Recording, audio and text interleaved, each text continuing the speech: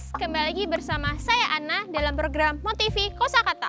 Jangan lupa untuk like, komen, subscribe, dan share video ini sebanyak-banyaknya ya.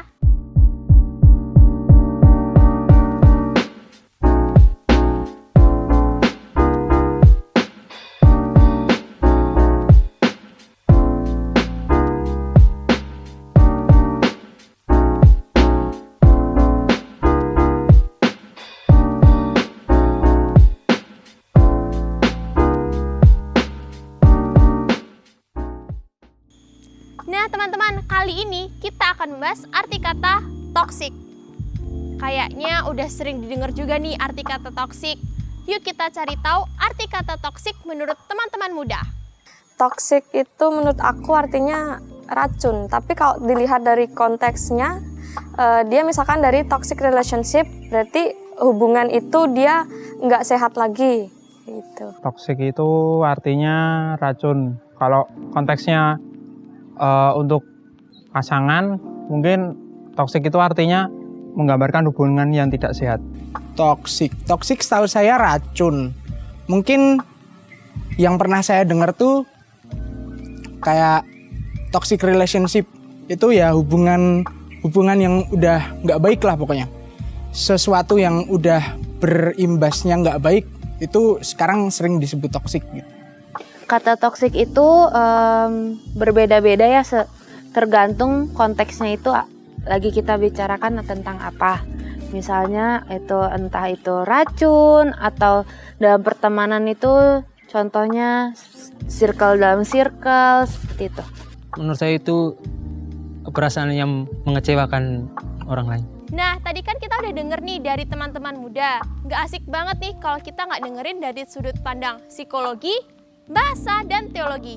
Yuk kita cari tahu. Toksik itu artinya racun ya. Kalau dari bahasa Inggris toksik itu racun.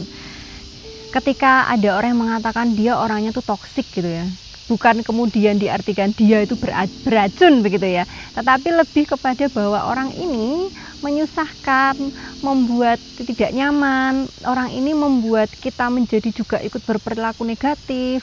Orang ini sungguh mempengaruhi kita untuk melakukan hal-hal yang tidak sesuai, seperti itu. Maksudnya seperti itu, toksik ya. Nah, secara psikologis orang-orang yang toksik ini sebetulnya membutuhkan perhatian dari orang lain. Karena dia itu berusaha untuk mempengaruhi orang lain supaya mengikuti apa yang dia lakukan. Dia ingin mendapatkan perhatian. Tetapi tanpa disadari, orang-orang toksik ini membuat orang lain itu tidak nyaman. Dan kemudian menjadi, wah ini nggak nyaman nih, orang ini nggak enak, dan kemudian menjauh dari orang tersebut. Nah, maka ini pun akan berefek jangka panjang kepada orang-orang yang memiliki perilaku toksik ya. Dia tidak memiliki teman, dijauhi teman-temannya, tidak dipercaya. Maka memang orang-orang yang toksik ini perlu untuk menyadari perilaku-perilaku mereka itu mana sih yang itu mengganggu orang lain. Tidak selalu harus menuruti orang lain, tetapi perlu menyadari mana yang sekiranya sikap-sikap dia atau perilaku dia itu yang mengganggu orang lain, kebanyakan yang seperti apa, sehingga dia tidak lagi dianggap sebagai toksik. Jadi toksik adalah orang-orang yang orang-orang toksik ya, atau toxic people adalah orang-orang yang memiliki perilaku berusaha untuk mempengaruhi atau berusaha untuk membuat orang lain sepakat, sepaham atau mengikuti apa yang dia inginkan, tetapi justru menimbulkan perasaan yang tidak menyenangkan pada orang lain gitu, mengganggu kenyamanan orang lain. Oke, kata toksik merupakan bentuk dari kata dalam bahasa Inggris dan itu belum juga terekam dalam Kamus Besar Bahasa Indonesia kita. Maka kata toksik sebenarnya hanya sebuah kata asing yang kemudian berkembang dalam penggunaan percakapan sehari-hari di masyarakat kita.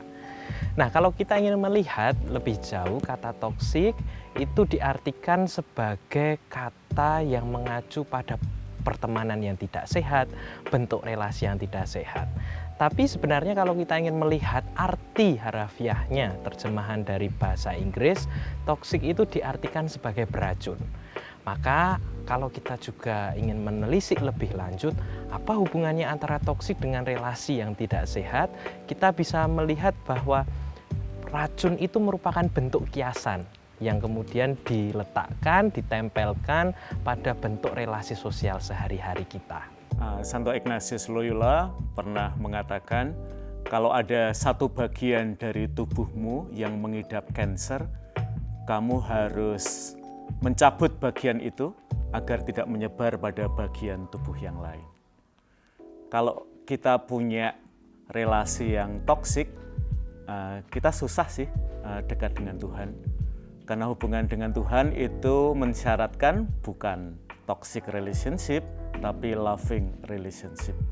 Maka kita perlu mentransformasikan agar sesuatu yang masih toksik di dalam hidup kita, juga dalam kaitan dengan Tuhan, kita ubah menjadi loving relationship. Nah teman-teman, gimana nih? Udah pada tahu kan arti kata toksik menurut teman-teman muda, sudut pandang psikologi, bahasa, dan teologi. Yang penting teman-teman jadi jangan toksik untuk diri kita sendiri maupun teman-teman semua ya. Tetap saksikan program MoTV dengan episode menarik lainnya. Jangan lupa like, komen, subscribe, dan share video ini sebanyak-banyaknya ya. See you!